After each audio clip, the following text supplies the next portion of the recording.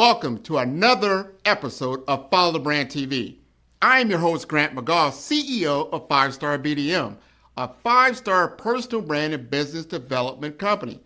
I want to take you on a journey through another deep dive into the world of personal branding and business development using compelling personal stories, business conversations, and tips to improve your brand. By listening to the Follow the Brand TV series, you will differentiate yourself from the competition and build trust with prospective clients and employers. You never get a second chance to make a first impression. Make it one that will set you apart, build confidence, and reflect who you are. Building your 5-star personal brand is a great way to improve your skills and knowledge. If you have any questions for me or any of my guests, please email me at grant.mcgaugh@5starbdm.com. Now, let's begin with our next episode on the Follow the Brand TV.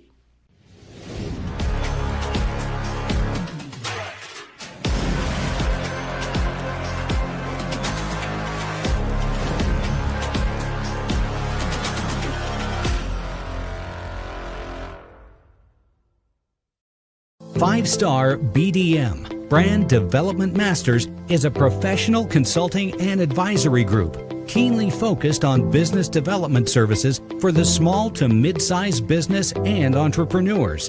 Although every business is unique, they often share business development challenges that can be addressed through smart branding. Services include process improvement and operations, digital strategy and transformation, business intelligence, digital marketing, and personal branding.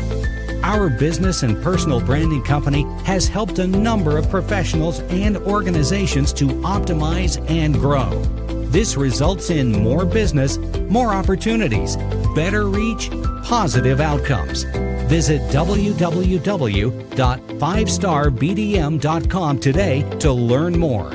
The era of flashy AI demos is officially over. It's no longer enough to show off a slick prototype or a perfect-looking dashboard. According to a recent MIT study of over 300 AI initiatives, a staggering 95% showed no measurable return. That means almost everyone is getting caught up in the hype, but very few are seeing real results. Here's the real risk. It's not the companies ignoring AI that are in trouble. It's the ones charging ahead with total confidence, convinced their AI is working, when it's actually making mistakes at scale. The demo looks flawless, but when you put it into production, that's where things start to break. AI can generate errors that look completely correct on the surface. It's confident in its mistakes, and if you're not careful, you'll be just as confident in the wrong direction. We've seen this before in tech history. Remember Lucent? They built the technology, but Cisco won because they didn't have legacy baggage holding them back. In today's AI wave, it's the small businesses with clean, well-organized data that have the real advantage. Your size isn't a weakness, it's your secret weapon. The bottom line is this: AI will cut through your BS. It doesn't care about your brand promises or your best intentions. It only cares about the data and the governance behind it. A brand is a promise, but governance is how you keep that promise at machine speed. The demo era is over. The proof era has begun. Want to hear more? Check out the full episode of Follow the Brand with Wilfred Morgan and Grant McGaugh. Welcome, everybody, to the Follow Brand Podcast. I'm telling you, I live in Omaha, Nebraska, but something keeps pulling me back to Florida. I'm not sure what it is. I think it's this whole entire AI buzz, and it just magnetizes me back to the Florida area. We're going to be talking to Wilfred Morgan in Orlando, Florida. He's an AI systems architect that's operating at the front edge of enterprise AI, multi-agent orchestration, and production-ready automation. This is what we're talking about, because this is going beyond prototypes. He has architected autonomous agent systems with more than 20 specialized agents. So we're going to talk about this. He does a lot of this with no operator, like zero operator execution. This is big. He understands compliance, QA gates, and context architecture across more than 1,000 knowledge artifacts in AI, what we call driven SDLC transformation for large-scale engineering teams. So I feel what makes his perspective especially valuable is that he understands both enterprise governance and autonomous agent design, and he knows what happens when AI looks successful on the dashboard but quietly fails in production. So today we will explore evaluation first architecture, failure engineering, trust, security, token economics, and what leaders must understand before scaling AI across regulated environments. So, Wilfred, would you like to introduce yourself? Sure. Thanks, Grant, there. Thank you for having me on. And so, yes, my name's Wilfred Morgan. And uh, so I have been a technology professional for almost 20 years, well, actually 20 years. And how I started, uh, technology wasn't even my initial interest. I was studying international studies. And right around that time was the internet explosion. And I was just fascinated and I got pulled into it. And so my technology path is very self-taught, self-driven, figuring things out and breaking a lot of things there. And from that, I was working in the the banking industry, running technology platforms from there. And so regulation, security was a big thing. Internet banking was exploding. And so it wasn't about just securing your branch, it was securing your networks, securing your platforms there. And so I had done that for a number of years. And then through technology consulting, I actually uh, latched on to software engineering. No, this was about, oh gosh, almost 10 years ago. Yeah. And it's strange. I went from help desk, system admin, managing an IT department, CIO, and then I got into software engineering and kind of took, I don't want to say a step back, but a step sideways Hmm. and started to learn how to build software, not just work with vendors who built the software. And so that was very enriching. And I started learning data science back when it was big data, and it was just machine learning and more conceptual. And so, from that process, I've been able to, I would say, become a jack of all trades in technology and master of none. And usually it's better to specialize. But because of that, where we are now with technology has been such uh, a blessing because I understand how different parts of it work. So then now taking AI and being able to, it's like accelerant. Yeah. It is so different the way I'm working now than I was even 2 years ago, 10 years ago. And it's exciting. But at the same time, you know, part of why I started to become vocal about the work I'm doing, and I've never been that. I'm not someone that gets out there. I'm too busy in the lab Yeah. tinkering and breaking things there. But, I think there is so much that is happening right now that has such big impacts, and some of which we haven't even begun to really see yet. This is still the beginning. I said, okay, it's similar to what happened with the internet, and technology goes through these cycles there. But the difference is that, unlike other technology waves, the internet, the mobile wave, this is a much bigger, faster, and more dangerous game in technology. I Uh, want to stop you there, and I want the audience to really lean in on what you're talking about.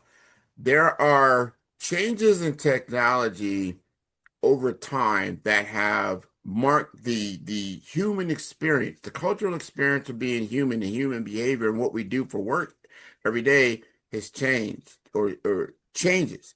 When you think about the advent of just the computer itself or personal computing, as you stated, or the internet, mobile computing. Now we in the background, we've seen, like you brought up, big data, cloud computing. This is going on in the background of most everyday life. We're not realizing now, and I tell people all the time, you live in a digital reality now. You live and work and dwell in a digital reality. The richest man in the world now got rich on digital technology. He didn't reinvent money. He just gave you a different way of processing money. That was PayPal. Now he's done other things further than that. This is a platform shift. And so if you've been used to working in a certain way, and I gave this analogy earlier when I was talking to Wilfred, and I'll say it again now. It's like you can take a group of cows and put them out in a pasture and fence them in. They're going to stay in that particular area because there's a barrier there. But even when you remove that barrier because of habit, they're going to stay kind of there.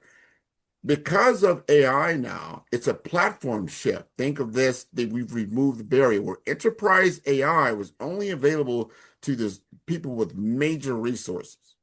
That same enterprise application, business intelligence, the tentacles of information and data are just ubiquitous throughout the planet now. That you can micro learn just about anything if you put forth the desire and you want to learn it. You don't have to have an Ivy League education, but you still need to understand context so you can ask the right questions.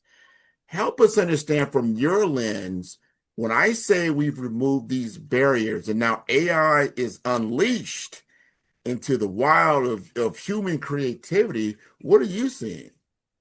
So I think what there's a couple of things.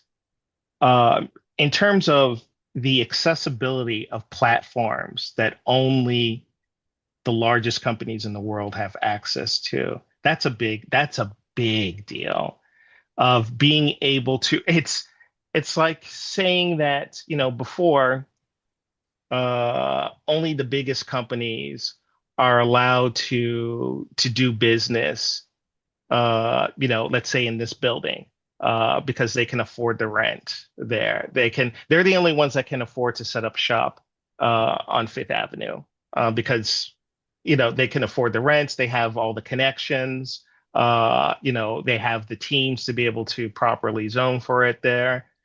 But now individuals that have something that the world could value can also set up shop along those same lanes there at a fraction of the cost there. This notion of it takes money to make money there is a falsehood. And never before in human history has it been more so the ability to create value out of seemingly nothing there, except your own drive and knowledge and applied knowledge there. Like you don't have to worry about building something in order to get something, this massive thing in order to get something there. And that's what we're working with. And it's available to all. It really is available to all. It's totally available, as you stated. Like when we started tinkering, I call it tinkering with cloud computing, and understand, hey, I don't have to buy a massive server, or I don't have to buy my own IT data center, because that's what they were doing, right? You have to have enough money to invest and buy this whole, racks and racks of servers into your own data, which is very expensive to not just buy, but then to maintain. Well, guess what? You can swipe a credit card and then have access to the same kind of compute power that this guy who just spent $1 million, that was cloud computing. So now we're scaling up because of COVID. The good thing out of COVID, it exposed the world to technology applications, just like video conferencing. Like, wow, you know what? On load, and no one really knew this, on load, I could do video conferencing at scale when I got millions and millions of people on my platform. Nobody really, you couldn't test that. You couldn't, engineer that. But now you see it worked.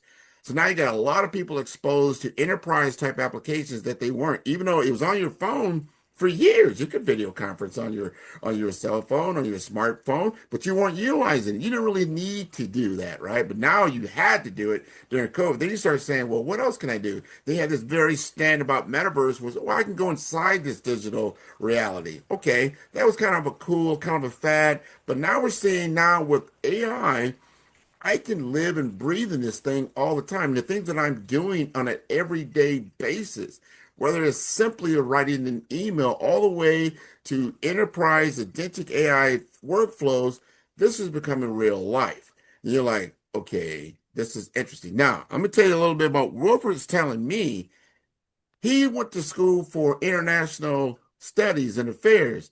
He now became a CIO and now doing his own software engineering. He has no electrical background, electrical engineering background, yet he has expertise in this area. Talk to us about how this is such a game-changing industry, and now that the everyday person has ability to actually create in these platforms also.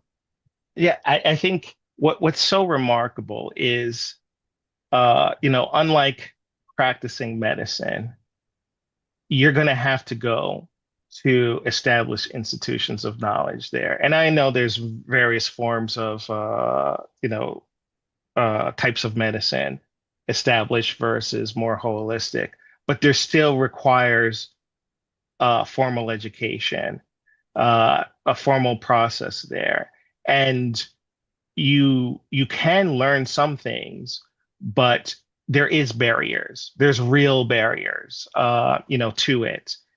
Technology is not like that. And the thing is, it's never been like that. Steve Jobs started it in a garage. Mhm. And so that spirit is very much so. And now it's just hyper accelerated. All the things, that Grant, you're talking about, how cloud computing has changed things. And it's been around for a while. Video conferencing has been around since the early 2000s, late 90s there. But I think what's happening now is we're taking all these technologies that have been built over the last 25 years and we're stacking them. And now AI is able to then allow you to really use them in a much faster way with more impact and with less resource out of pocket there. And to do so much, you've got so much technology available. And then AI allows you to be able to almost build your own team Mhm. that you can direct there. And so that's why, orchestration it's really one of the most powerful things about AI, is once you start to use it and organize it, orchestrate it in a way to do work that you don't have the time for, do work while you're working on one task, it can start to do other things and process there, and you start getting some strong results. Then you start to think, whoa, oh, wow. What you can start to bring out of your head into reality becomes much easier. You can start to Mhm. experiment faster, learn faster there. It is definitely, I think the best part of it for me is the acceleration. The internet was an accelerant in terms of access to information because I didn't have to get into a car or hop on a bus and get to the library and sift through all these books. I can now go through a lot more information and text faster. And now AI then has the ability to have the work that you do uh, accelerate in a similar manner and also take information there. And that's what's really important. That's where the transformation uh, is happening and can happen there. And that's why there's so much excitement and so much money being poured into it because and it seems irrational, and I understand that. But it's part of the understanding of how things get done, how work is going to transform, and that's what's captured the attention What there. you said there, I want people to really lean in. Work is transforming the way we work. And think about this. Think about then the beginning of the 2000s. How did you work? How many people were really utilizing Microsoft tools, PowerPoint, Word, these types of things. And before that, well, you didn't have to do all that, right? And you see it fundamentally changed how you had to work. You can't get a job now without having fundamental digital literacy, right? They're gonna look at you. If you can't open up a laptop and send an email and draft some kind of or work in a CRM system or anything like that, that's going to limit your ability to get a job. All right. Exactly. Exactly. AI is going to be on that level. Not, it is on that level. Meaning, and I want you to help people understand now that, okay, I think there's a lot of AI curiosity, and they might have dabbled in what we call large language models, generative AI, like, hey, yeah, I see what he's talking about. I can access information quicker, better than just Google's 10 links on a search. I got that. I know that I can search for information and it can frame different types of text in a way that's very professional in manner. I get that. I understand that. But that's an engine. I call that the engine. When you get into the transmission of that kind of capability into what we call AI agents, and then we go to that next level of agentic AI, help people understand what you're talking about, that multiplicity and an acceleration of work that's now can be done at such scale that I don't think we're going to recognize the workplace by the end of this decade. Right. Right. I think in terms of, when I try to explain uh, the impact of what the technology can do, and going from just prompt engineering, just Mhm. chat GPT is something versus having uh, your business, having your organization uh, being run on this technology. I think it's when you talk about agentic AI, versus prompt engineering, uh, agentic AI is now, it's not just producing a nicely worded resume, a nicely worded email.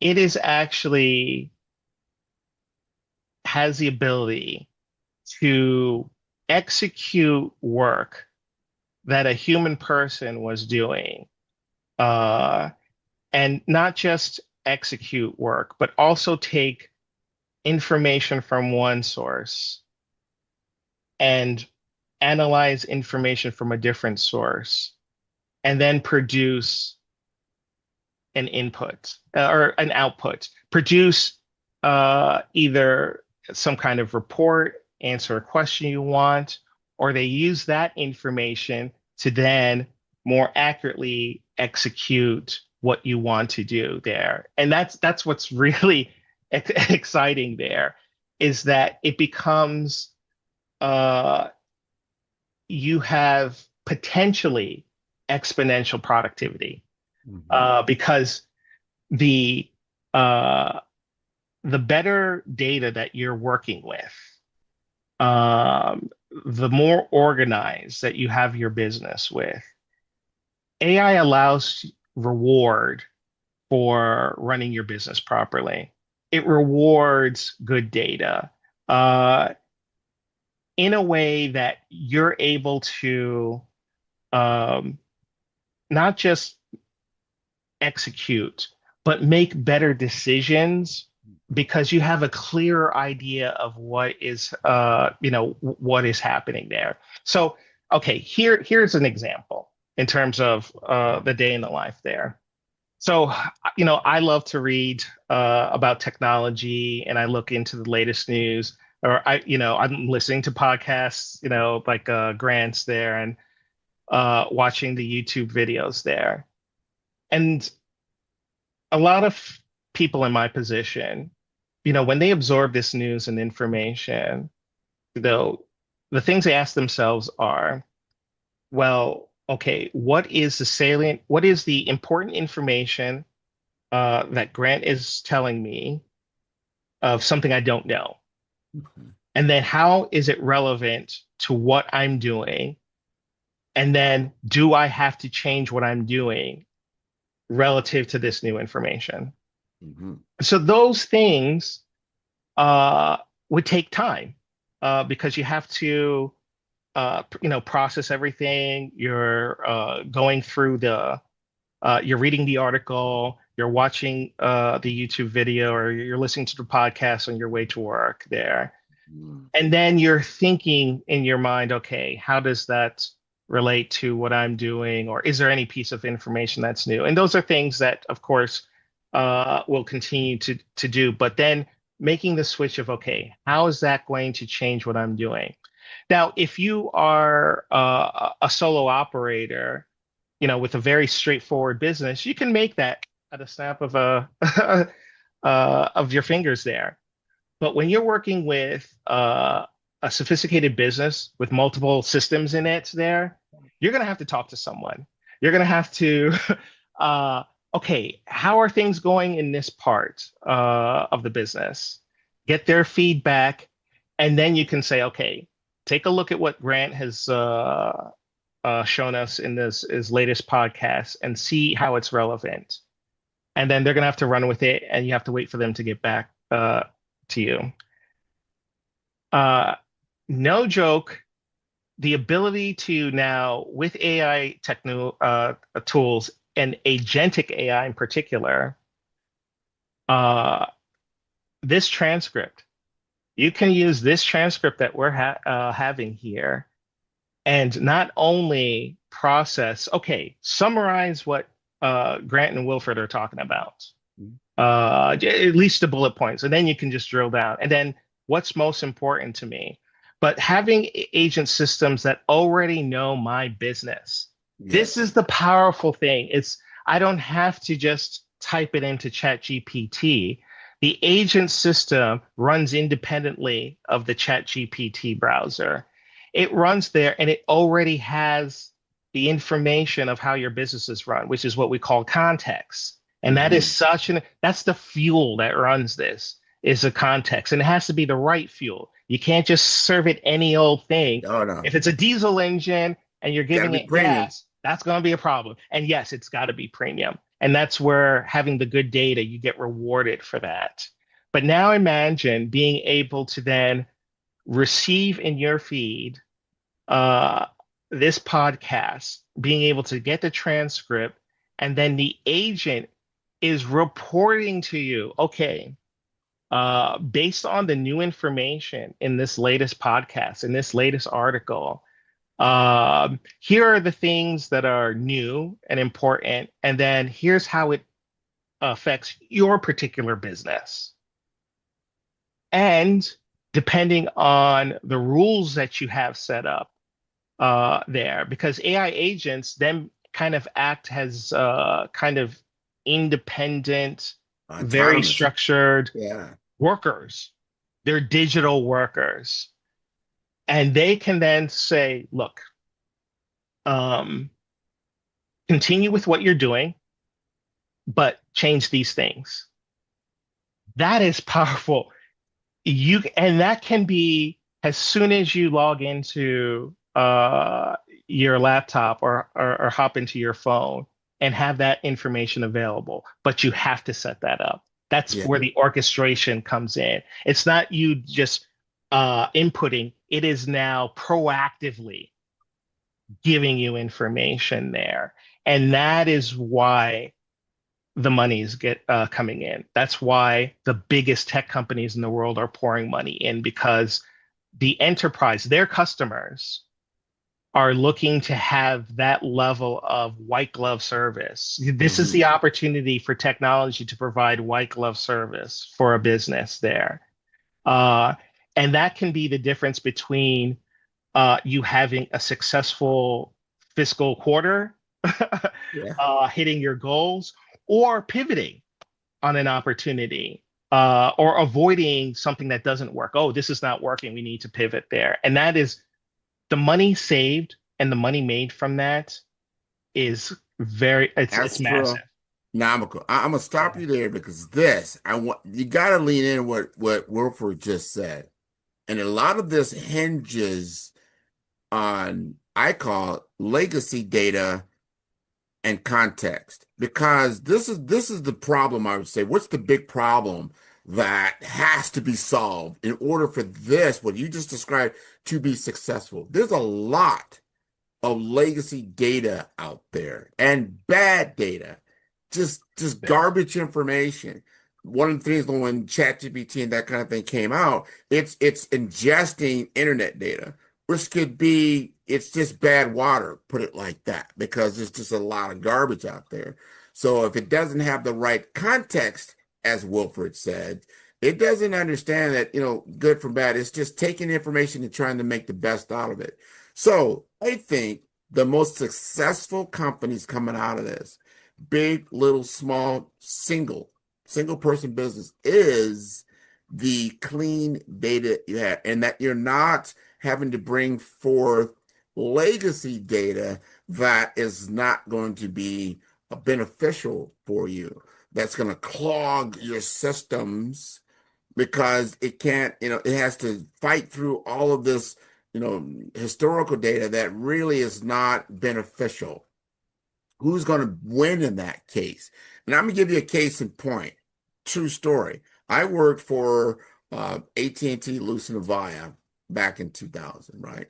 And I worked in the telephony world, right? And we had big telephone systems, and they were analog systems. Some of them that became digital systems. They had a monopoly more or less on these type of big PSTN systems. PBXs is what we call them, right? And then voice over IP came out, right? That you can do voice telephony over a data network and not just a telephony network. The analog, the older systems. Well, what happened is that technology started to mature, is that the AT&T Lucent Avaya had to maintain those old legacy systems while still going forward with the newer voice over IP systems, where the newer companies, aka Cisco, CISCO, didn't have to maintain that older system. And the newer people that were getting on board and learning these new tech, well, they were the data people, not the telephony people, right? So what are they going to prefer? They prefer to do say this is just an application on the data network. Well, nobody in the telephone world wanted to hear that. Oh, what are you talking about? Well, that's exactly what it is. It's just packet technology, right? So not to get too techy about it, is that Cisco did not have to maintain old legacy systems, and they were able to move quicker, faster, better with the newer tech that actually overcame the market and became the market leader. I'm going to say right now, the companies that have to maintain these old legacy systems are going to move slower, while the newer businesses can now say, hey, I can build flat and use this AI foundationally and this orchestration layer day one and outperform my competition. I want our small business owners to understand this, our solopreneurs, our mid-sized business to understand you have an incredible opportunity if you follow what Wilford just said. If your data is right, your infrastructure is right, you can orchestrate, because you can take bad data and run it into a tree. Right. Exactly. Exactly. Uh, and I think actually, and this is a great point because the telephony transformation, that's a great analogy because before you were either a telco guy or a network engineering guy, and it converged into one. And and it's funny because Lucent Ivaya was the lab that developed the technology that Cisco used. That's uh, something. and so they were they were now getting competed on their own technology that their labs had developed there. And that's the real irony. And this is the thing that keeps businesses up at night, is because we are now at that inflection point where, if you, like Grant said, if you do not adopt this technology, you can get left behind. And I think the difference between the other technology evolutions that we've experienced is that this is happening much quicker than anything before it. Right. The speed of the transformation, and that's why I said the game has gotten bigger. It's faster, but it's also more dangerous there. And it's one of those, you could give yourself some time before you had to take out your PBX old legacy telephone system and switching over to IP. But now the cost of waiting too long can be really high, because the first few businesses that figure out how to really harness this are going to explode so much faster. So this race is really, we're in that part now of yes, we're still in the frontier part, but this is definitely an extremely high stakes, high speed race there, because the rewards of getting it right, or at least getting it right enough to get to the next level, it's too big. And it can be one of those situations where it's not even can be. There are going to be companies, well-known companies that we all know, and they are not going to be around. I remember Sears. Yeah. I remember Blockbuster. I remember. Exactly. That's why there's so much attention there. And I think one of the things that we can also dive into, Grant, is the dangerous part of this game. Yeah, let's do it. And so one of the things that has kind of spurred me to be more vocal is, well, one, there is a lot of opportunity and it's exciting. There's opportunity and there's access to more people than ever before. And that is great. But also there's a lot of danger. Now, part of it is the information itself, the hype cycles. Who do I trust with this? Is this like the Terminator? Are they going to take over? I mean, it taps into fears. There's a lot of distortion. And there are people that are trying to profit off of that fear and that distortion of information there. And that's the part that is really concerning. The other part, too, is that now going into medicine and healthcare, there are right ways to do things and there are wrong ways to do things. And okay, if I try to do something in Microsoft Word that doesn't work, okay, I may get an error, or I may have a typo, or formatting gets a little weird. Okay, no problem. When it comes to making an error in, let's say, surgery, now we've got a very, very different consequence there. And AI, although it accelerates and enhances our opportunity and the benefits there, if it is done incorrectly, the consequence can be devastating. And this is one of the things that in the frontier part, I am making every mistake in this field there. To learn from me, right? Crash and burn, absolutely. It is the best way I try to explain it to non-tech people is I'm in this jungle, me and a couple of us frontier architects and engineers are cutting through this jungle, this massive jungle. There is no roads, Nothing is being paved No here. rules, no nothing. Yeah. No traffic lights, no electricity there, and we're just cutting through this jungle, and we're getting bitten by snakes and mosquitoes. And I've got my foot caught in a couple of ditches there, and to pull myself out there, it's like, okay.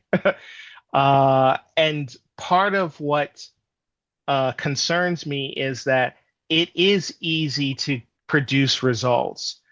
But Grant, you said something, and I think it's important to really impart in the viewers there. If you do not have knowledge of what you're trying to do, fundamental knowledge, and then you put it in the hands of AI, if you don't know how to cook and you ask AI for a recipe, how do you know what you're going to get is going to taste good or not kill you? And I think that's the thing that's really important, is that AI can't be a shortcut for not knowing anything. You have to be knowledgeable in your field. You have to understand your business or your practice. You have to have that field of expertise. Now, the great thing is that for those that have that experience, now is a great time to jump on it. You can create so much more value now than you could 3 years ago with what you already know, with what you've spent a lifetime of learning and perfecting and improving over time and being able to do that. And we're going to need you.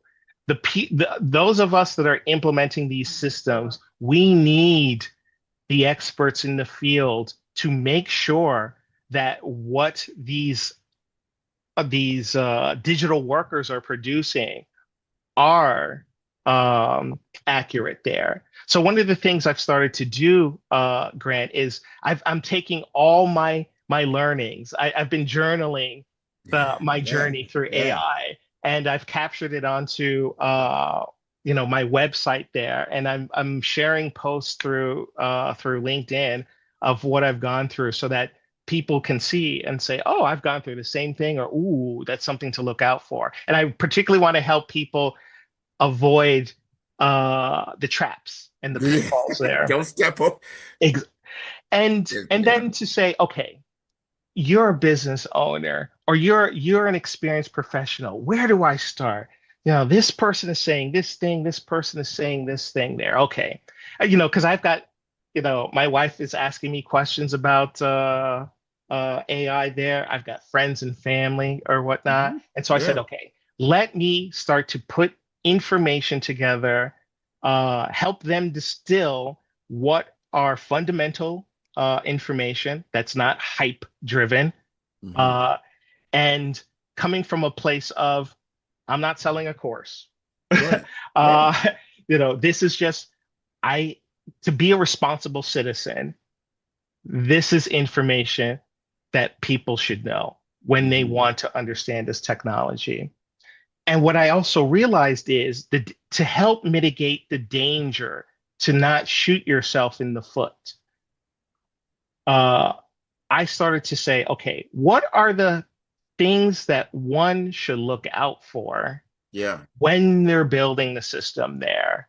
And so something I had done recently, released, is a framework that a professional, a business owner, a team lead in a company can use to see where they are in the AI spectrum, and to think about, and I tried to distill it to 4 principles of what you should think about, regardless of what your industry is. Yes. And the particular, whether you're using Claude, ChatGPT, those are tools, but there should be a fundamental understanding of how to use those tools in a way that's responsible, that's safe, that gets you the results you need there, especially in a regulated industry there. Right. You can't afford to improvise.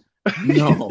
When you need those checklists there. When you're flying a plane, you need to have precision systems there.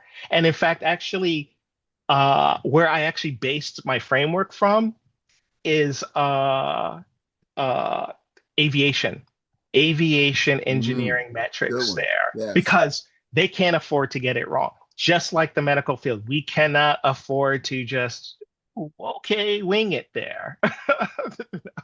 um, and so, those what I would call disciplines are, as you're building the system, you have to think about what can go wrong.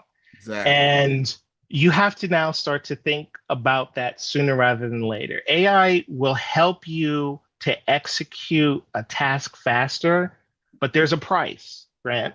And the price is you now have to give yourself more time to think through what you want to do.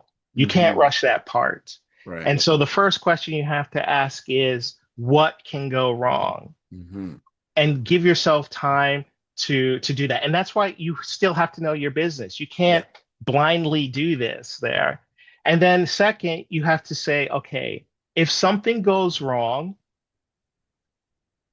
who gets hurt and Hmm. how badly Hmm. there.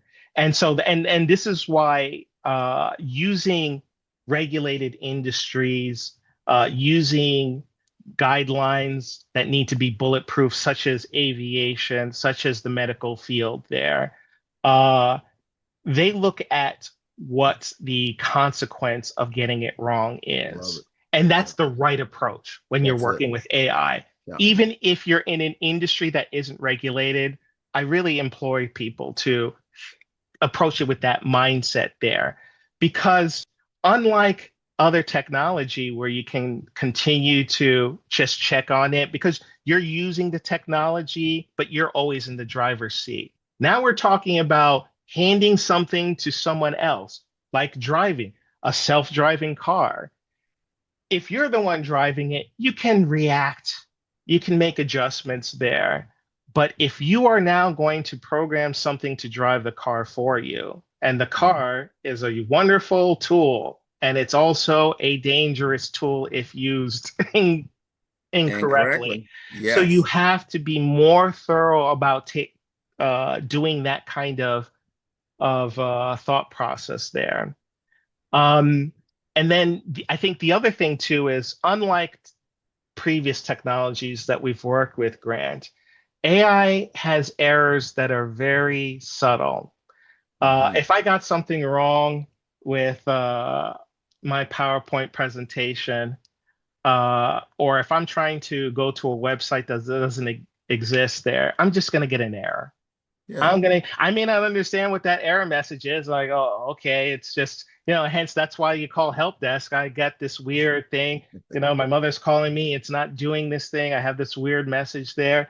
And that's fine. Okay, you've just stopped it there. But AI can give you errors and it looks right. Yes. Yeah. I think a lot of people they hallucinate, or it believes its own hallucinations Exactly. in a way that it's very confident in its mistakes. Right. Exactly. Exactly. And, as humans, we attach trust and competency to confidence. Yeah. Uh, and so, these are signals that we have been, for generations, we've been conditioned to look towards the confident as competence there. Mm. And sometimes that has bitten us because we know someone can sound confident and not You be correct. completely. Yeah. Yeah. AI is like that, but it's more accelerated. It's Let's do happening this more because we're often. getting toward the end of our interview, which is this has been enlightening. I want you to, on this last piece, think through like a small business owner, right? They got 3 to 5, employees. They see like, hey, we can act like a company that's 15 to 20 because now I can automate certain, and I say back end processes. To your point, you have to understand where you need this technology deployed. You need to understand where is the friction in your business. What can you, take that friction out, and it's going to open up new opportunities for you. Now, you said something, and you really said something that the audience has to understand, because speed can be good and bad. Acceleration, just like when you're driving a car. Sometimes it's great to be going 100 miles an hour, but not all the time. Sometimes you need to slow that thing down to 20 miles an hour, depending on the situation, right? Yes. So just because you can speed things up doesn't automatically mean that that's a good thing, right? So if your employees are operating at a certain capability, and that's a speed, right? It's a velocity. So your business runs at a certain velocity. So if you speed up certain aspects of what they're already doing, that's going to throw that harmony off. And getting back to what you were saying earlier, if you don't take this through and articulate the price, sometimes you don't know what you don't know, because, as Wilfred said, he is a pioneer. He's going out there and he's hacking through the forest. He stopped for us today, and we made a campfire out in his wilderness. He's like, okay, guys, I'm gonna stop. And but he knows this, because you don't know. He doesn't know when he begins his journey again tomorrow what he may encounter. Because now your business has been running at a certain speed and velocity. You're about to change that speed and velocity by automating certain things potentially. And have you really gone through it? So for a checklist, if you can give that small business owner, like, hey, look, and you gave us some of that, I need to get, process my AR better, accounts receivable, or I need to Right. understand my customer better. What are some of those things? Like, here are the things I want you to do and do today before you go out into this wilderness, your own wilderness, and start chopping down the forest. Right. Actually, that's a great question there. I think equally as important as learning how to use the tool of AI, I business owners and professionals are also going to have to really stretch their skills of systems thinking. But what do we mean by systems thinking? So when you talk about, as a business owner, you have to slow down before you really dive into this tool. And I know it's tempting to type it into ChatGPT. It gives you some answers. Ooh, I can start doing this right now. And then you copy and paste those answers into your email, your document, you send it out, and things happen. And next thing you know, you're now knee deep in your chat thread, copying, pasting things, and going through. And oh, wait a minute, I have to go back because I didn't tell ChatGPT this other thing. And then that can affect the marketing campaign you're trying to put out there, or this product you're trying to get there, or setting up this chatbot maybe to deal with your customers.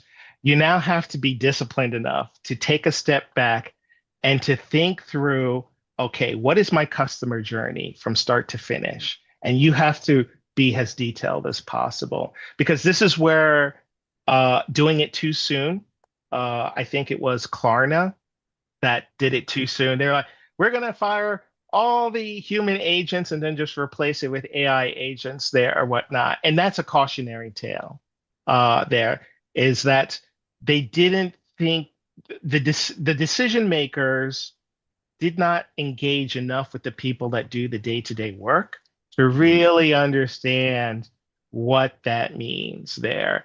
Where the parts of your customer journey. So let's say you want to use AI to be able to answer customer calls there, customer emails, customer calls. Okay, that's great. You now have to, what are the questions that they ask? How are you going to give them the answers? And what if they have something that's a little bit different than what you're expecting? And then especially when it comes to customer service, I personally don't want to remove all the humans from it. They just need to be placed at the right checkpoints in that customer journey, and to really enhance that. So that's one of the prices, is having the discipline and giving yourself the space to sit down and talk that through. And if you have a staff of 2 or 3, they have to be part of the process there. Thank you. That I can't. This is not a top-down endeavor.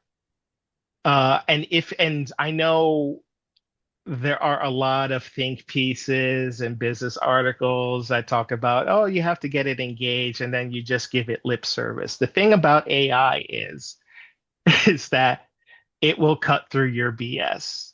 It will cut through your BS brochure, marketing brochure there. Because you can say, oh, I talked to my staff about it and I really got their opinions and we've really incorporated there, but you really didn't.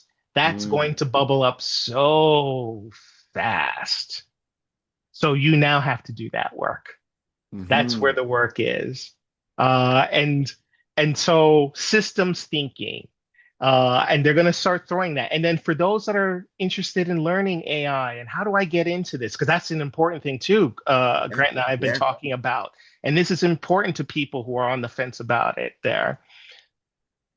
I think more so than learning how ChatGPT works, and the more that you understand it, the better you'll be able to use the tool effectively because you know what it can and can't do. But to also be systems thinking. You don't just think about, I need to get this task done. You want to be able to look at someone's business or a business you're interested in getting into or that you want to work for and think about how that business makes money, how it provides value to a customer. And to ask that, you have to have that level of curiosity and to ask all the different parts. It doesn't matter that you're just an accountant. Oh, I just do accounts receivable. I just do this process there, or I'm in delivery fulfillment. That's all I do. No, you have to look at the whole process. Those who know how to ask, those who know how to think in that way. Well, and Grant said something extremely important for everyone: the right questions. Because this really is all about the right questions, which is why you still have to know your discipline. You still have to know your business Domain there. authority is king. And if you're an expert in what you do, and you need to still be an expert, you're not outsourcing your expertise in what you do. That you want to enhance it, right? You want to enhance it. And that's the whole thing. And we have to conclude here. And great answer. Great answer. And I want people to really dive into this more because you gave a knowledge library that you build out because you know people are as they go deeper and deeper into their own forest, so to speak. You've already built out some resources that they can start to understand and know how to drive this brand new Ferrari that we're going to give to everybody, right? But you got to know how to operate it and think things through. Systems thinking, I love how you said that. I want to add on there, you have to understand critical thinking. You have to understand design thinking and analytical thinking. This is where we're coming up the stack. You can't just information and data are going to be, they're commodities. But what's going to be valuable is the context of those things that we're talking about. That makes your human world valuable. I'm going to hire you because you have a domain expertise that you bring to the table. And then if we can AI enable that domain expertise, we're powerful at this point, right? Right. So, you don't want a misfired robot, operating in your shop. Exactly there. So how do they get, first of all, how do they get in contact with you and how do they attain this type of knowledge library that you have? Sure. The easiest way is so I put everything together into my website, and it is wilfredmorgan.com. WILFREDMORGAN.com. There, and I have the articles there. I even have a short 5-minute test or an assessment tool to see where you are. And then based on the answers you give, it can give you your particular roadmap of, okay, this is where you are in your AI journey.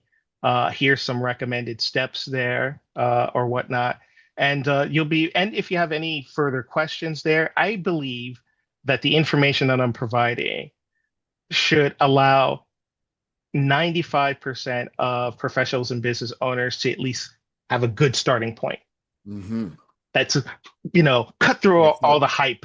And they're going to get sound information that they should be able to run with there. And if there are any questions or anything, I can be reached through there as well there or whatnot. This is too important to just hoard this information. I think the more that people know, it does two things. One, the more that you learn how these systems work and to use it properly, we're going to have better systems.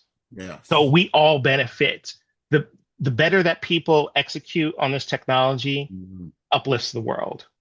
And then two, and this is most important, it eliminates the fear that's happening of AI is going to take jobs and AI is just going to make things worse. And it's just everything is bad, bad, bad. And it puts people in a place of helplessness. Right. Fear and helplessness there. And I think, and that's wrong. And so it's, for me, sharing this knowledge that's available to everyone. Yeah. And accessible for Normalize everyone. it, understand it. It is a machine. It's a tool. It's a very powerful tool. But we have to know, because this is one of those few technologies, I would say, that actually not only affects of itself the technological area, but it affects the human cultural experience. That's a big thing. So that's where, people get afraid and it's like, this is changing. You're moving my rice bowl, right? Well, that is true. But if you know how to drive it, just like the internet changed a lot of lives, mobile computing changed a lot of lives. Exactly. All these things, yes, you say it's going to change. Yeah, it is going to change. But you have control of what it changes into for you. Right. And that's because you're familiar with it. You're not afraid of it. You understand what it does and doesn't do and how it can enhance your particular life. And you remember the environment around you is also utilizing it. You don't want to be the person that, still got a slide rule and everybody else has got, a Texas Instrument and a calculator, right? Exactly. So you need to know where this is sitting. I want to encourage your entire audience to see all our episodes and also go to my website at 5starbdm.com. I have my AI bot there. I call it Sentinel. If you want to learn more about branding, know more about marketing of itself, I have my AI bot there specifically for that reason, to educate people along these lines so they understand it better. And this is where I think our to your point, our systems will get better because we have better information and better knowledge about, I now understand that better. This is going to be smoother instead of it being a quonky type situation. So I think over time, this will be a better experience overall for the human population. So thank you again for being on the show, Wilfred, and we'll definitely catch up again. Yes, definitely. Grant, thank you for having me there. We'll talk soon. You're most welcome. Thank you. Bye-bye. Man, who's your favorite podcaster? Man, Grant, man. I love Grant's podcast. Well, who's Grant? I'm going to send you the link. I love the interview. I've done a lot of these, and this is a great one. It's always great to talk to people who know what they're doing, and it's clear you're a great host, and you've done this many times before. I feel great that we're having this conversation here. Met a new person in business who I previously didn't know. It was an amazing podcast. Grant is an amazing interviewer. I learned a lot. Really enjoyed this. Great questions, great talk track. Super appreciate you having me on. It's been a very fun episode to talk about a lot of things that I don't always get to dive into. So this has been a fantastic conversation. I wouldn't be where I am here today, of course, not on this stage. However, not in my current business projection and my current business model without working with you.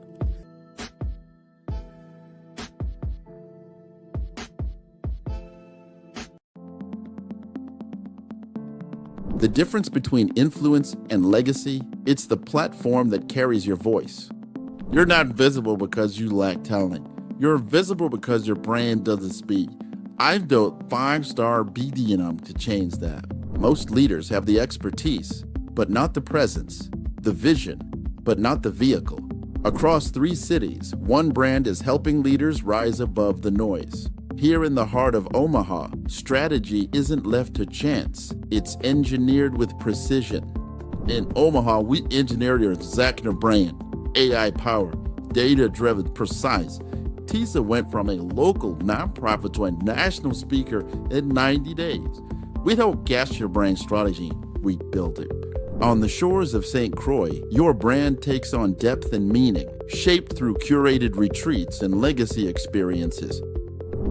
In St. Croix, strategy becomes soul. Our retreats don't just refine your message, they rediscover your mission. One founder rewrote his entire company story here. Funding followed 30 days later. This is where leaders remember who they were meant to be. In vibrant Miami, momentum meets amplification, transforming your voice into a movement. In Miami, your brand becomes a movement. Business development accelerators, audience building. Joy came with an old website and an outdated company name, but she left with 5,000 followers and a waiting list.